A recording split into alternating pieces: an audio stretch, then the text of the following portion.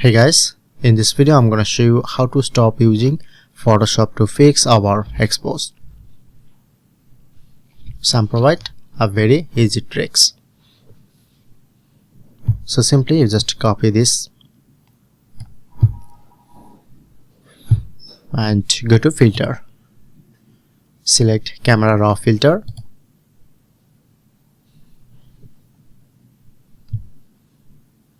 and just increase, and it's a decrease,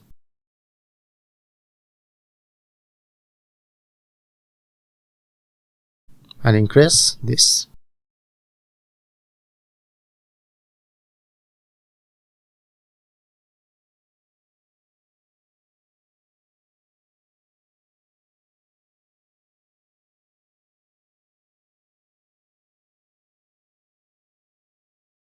Press on OK.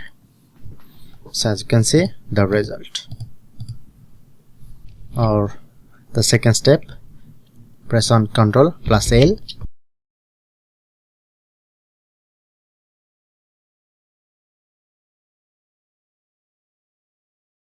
Press on OK.